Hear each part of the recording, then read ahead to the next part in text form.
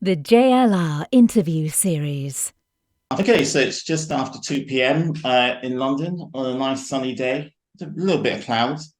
And today we've got a very interesting artist with us, singer Polly Gibbons. So how are you this afternoon? I'm warm. I'm Oh, flushed.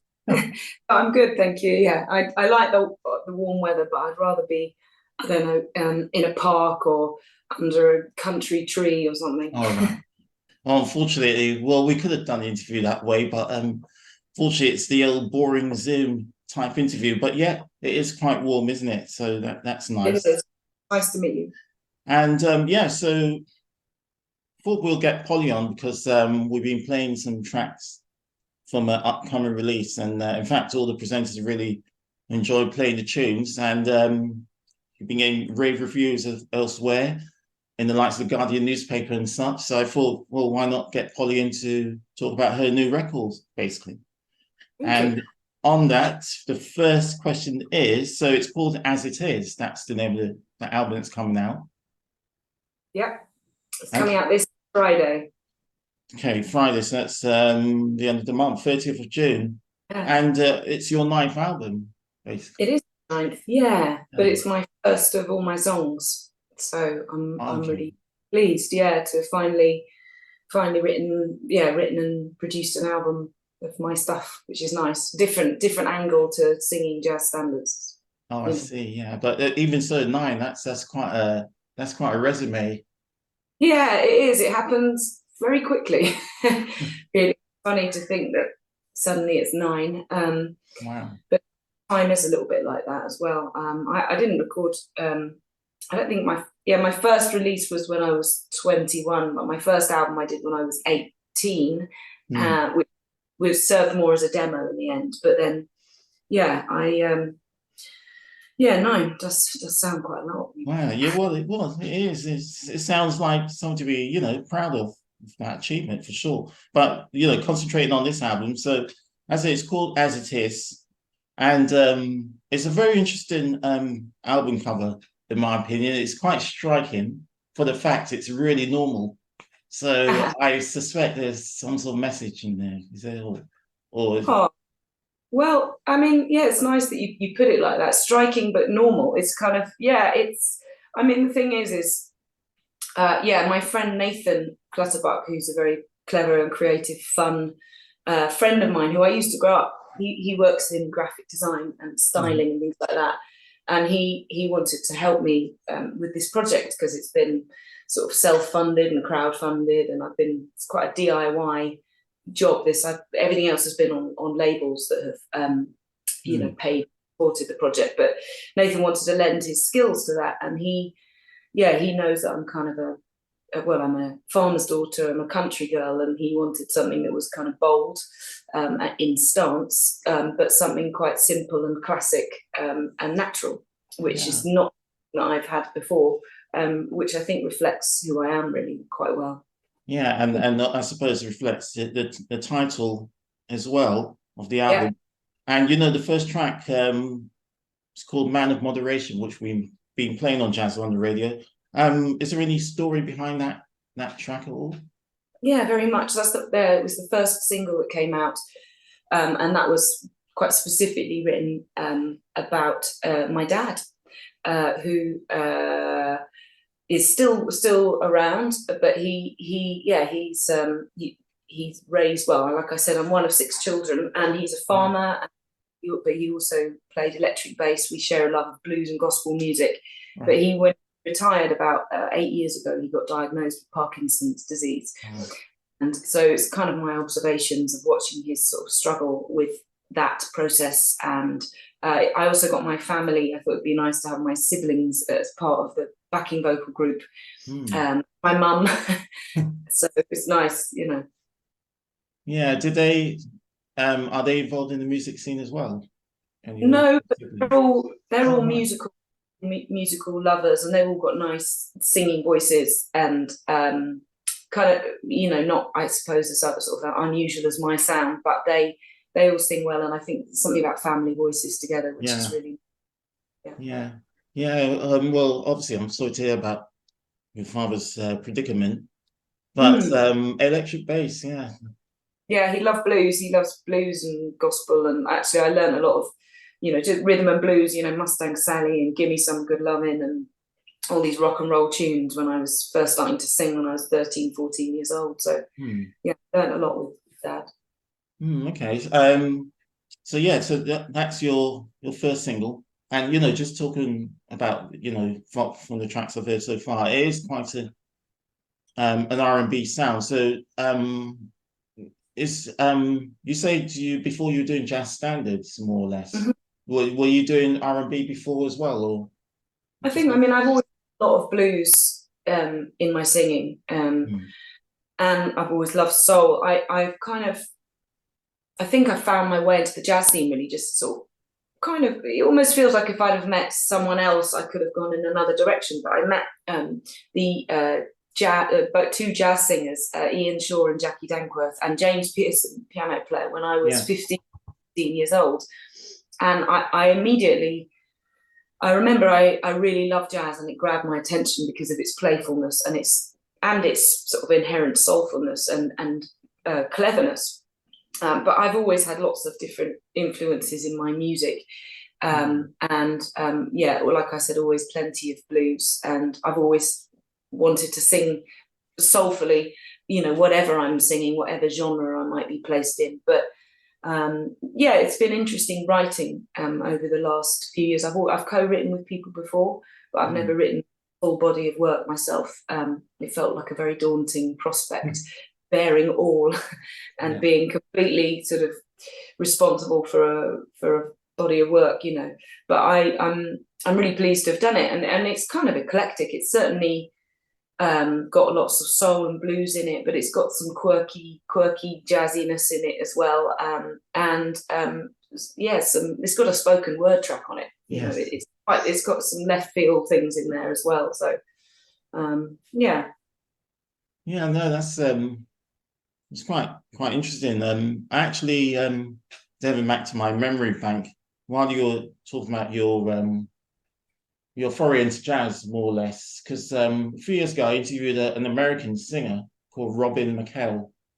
Yeah, she's actually based in I think she's still based in Paris, and she kind of did a similar thing to what you did. She started singing jazz standards, and her first two records were like big bands and stuff like that. But she's really sort of went in the R&B direction once she started writing her own material, and I think she's sort of stayed in that direction, in that genre. So it's quite interesting to hear how these things happen. Yeah, I love her singing actually. Yeah, she's good. Yeah, I've noticed her singing swing again lately too. Oh, yeah, I don't necessarily intend to stop singing jazz or interpreting other people's material, but it's certainly fulfilling other aspects of me as a person, by putting pen to paper and playing in the music and not just sort of singing on top of it, being a part of the musical devising, and that's a really important thing for me developmentally, I think. And you mentioned another phrase which caught my attention about bearing all. I mean, is that something that a composer, is that something that they feel obliged to do, or it's just the way it is when you compose? That was an interesting phrase, I thought. Yeah, I mean, it's another level of vulnerability, I think. I mean, the way I write, I suppose I don't think I'm going to just set out to write something. Right, I'm going to sit down and write about X, Y, and Z today. It often comes out of just thinking, oh, I'm really feeling a certain thing, and I'm going to start writing about it. And I think this album, it's very introspective, and but it's my first doing it, and I feel like it's a kind of purge. It's kind of getting lots of sort of songs out there that have been sort of percolating for years, really, and ideas and feelings and about failed relationships, and then other things that come along, and it's I mean, I suppose thinking about the world of songwriting, I suppose the ideal is to write more and more universal kind of songs that are, you know, able to be experienced by lots of people. Some of my subject matter might be a little bit too subjective for some people, too emotive, I don't know, but it's I'm kind of feeling my way with it, you know.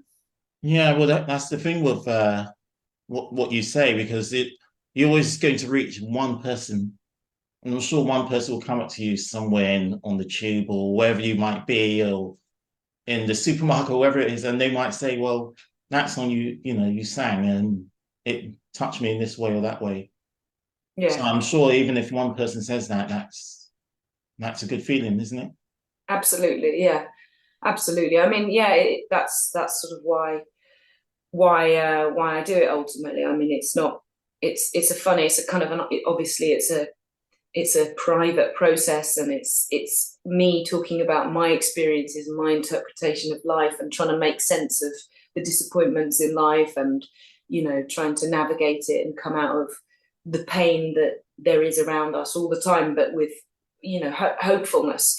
I suppose this album, although it's got themes of sort of sadness in it, you know, ultimately I hope that there's a sense of hopefulness in trying to make sense of it, you know, at the end of it.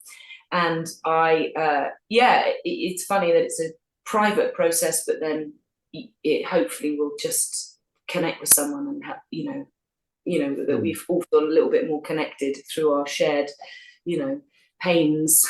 Yeah, no, absolutely. And is there another single coming out, or is Man of Moderation the only one that? So no, you've got another single, haven't you? Yeah, it came out. It's called Disappointed.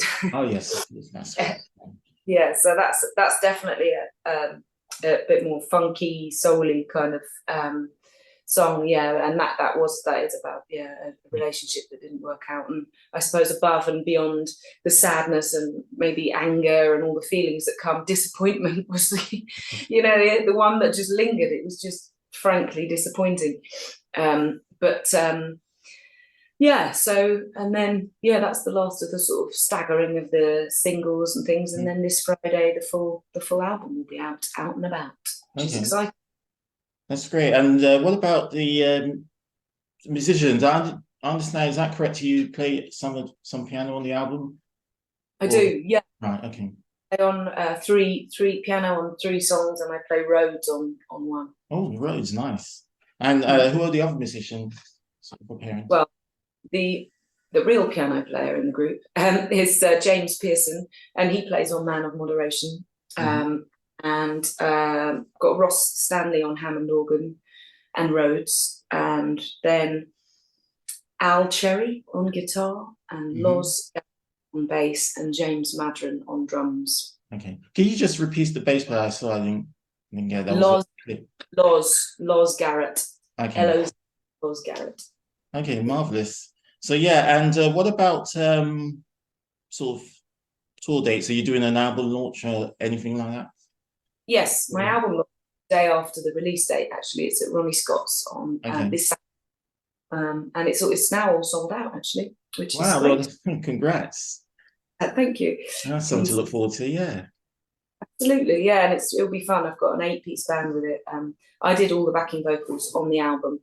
But for this one, I've got 3 lovely ladies joining me, which will be fun. And then I'm playing a little festival up north, just south of Scarborough, called Burton Agnes, following Saturday.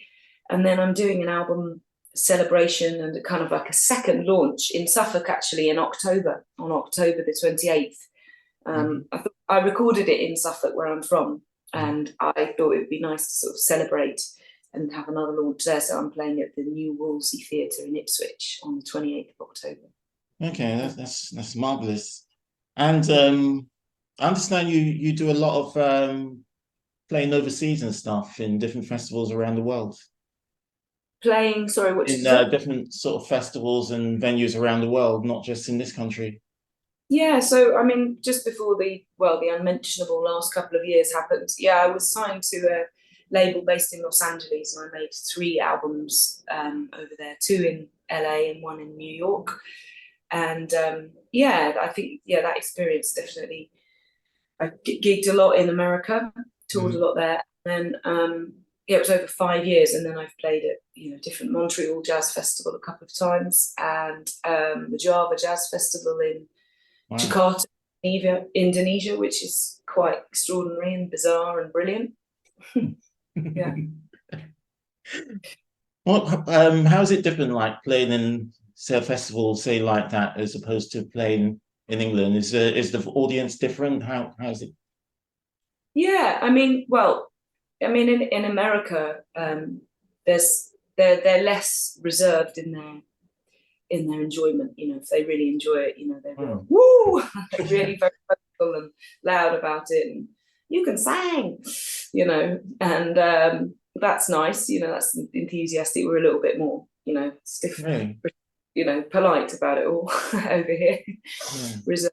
But yeah, I mean. Yeah, I guess it varies place to place, doesn't it? Really, I mean, get some enthusiastic people everywhere, really. Depending, it's amazing the energy in the room. You can have sort of the same size audience one night, and it'll be one energy, and then the next, a completely different vibe, and you can't predict it really. Yeah. Can I just ask a question, actually, because you mentioned you didn't actually say the pandemic, but you alluded to it. The way you recorded the record, did the pandemic have any issues on that? Because like say a couple of years ago, even up to last year, people were having to record in different ways than they did before the pandemic, or that no longer applies now. Well, I recorded it last October, so we were out of the woods then, so we were able to do it old school, which I don't think I'd have done it remotely. I still like, even though it's a bit more solely R&B kind of music, it's I still like everyone to be in a room together playing, really. But I did really enjoy the stopping, the slowing down, and it did give me the chance to refine my work and get it together and finish this album, really. So yeah, that was good for me. Well, I suppose every cloud has an upside, as I say. They do, so yeah. That was it, yeah. And I just got one more question. This is a real outlier, okay? So on your album you did a few years ago, you did a track, a cover track called Ability to Swing. Yeah. Now, Thomas Dolby did the original, and I've been actually playing both on, I do something called Original V Covers, which I really like doing. So what's the story behind that track? How did you end up doing that track? I know, it's a quirky one, isn't it? Well, it's a great track.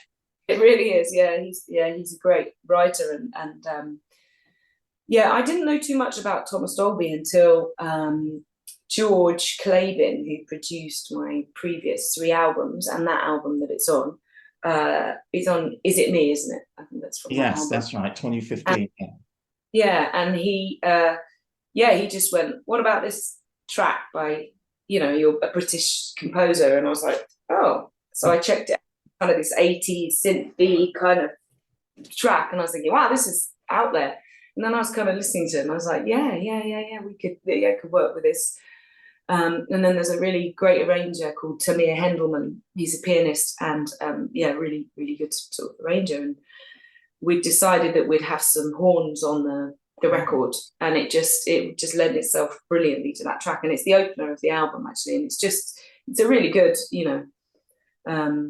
good song that it works well obviously for a jazz singer, swing, the ability. I know, and that's the thing, isn't it? Because the original track, I mean, Thomas Dolby was definitely out there, and he still is, because I've seen some of his stuff on YouTube. His big hit was She Blind Me With Science. If you haven't seen it, have a look on YouTube. It'll just crack you up. It's got Magnus Pike on it and all sorts.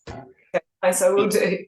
Yeah, he was a bit of a keyboard whiz sort of synth guy, so and singer as well. So yeah, no, it was really interesting when you did that cover version. I love things like that. So yeah. Good. I'm glad you enjoyed it. Yeah.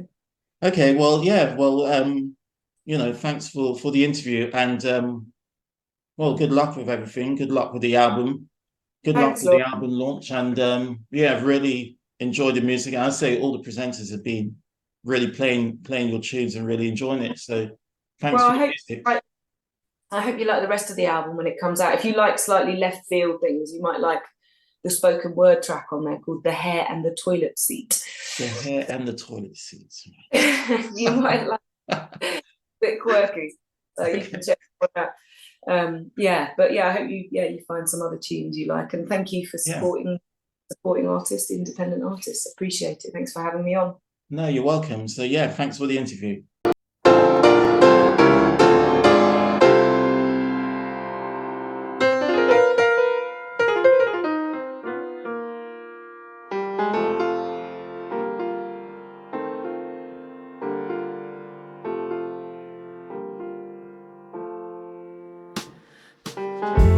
He's a man of moderation, and he knows the chase is on. It's all now gotta be pointless, so the TV just blares on. He's a man of moderation, but the chips fall where they may, and there's not much you can really do, and there's not much that he will say anyway. But what is she supposed to do when you're still alive, but really you left with your combine? You've left it fine.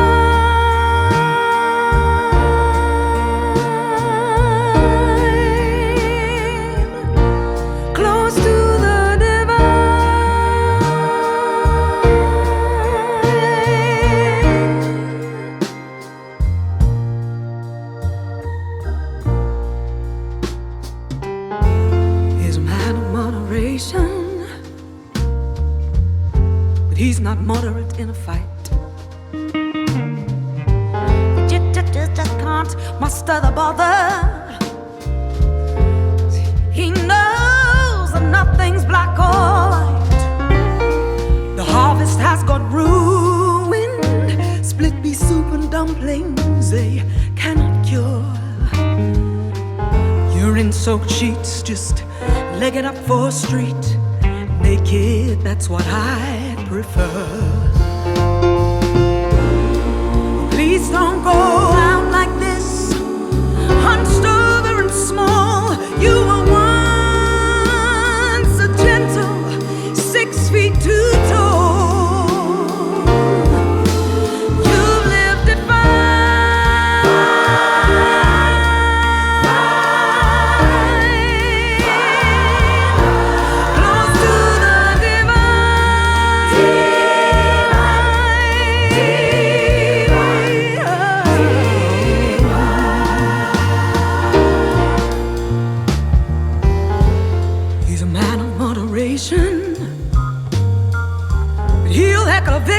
he smells a rat. He once started a food fight at the France where they didn't know what to make of that. He said the theme was medieval. There's not medieval about this man. Contrary to the core, you leave me wanting more, but thankful you are you I am. Stay in the bow, you've gone to the stern.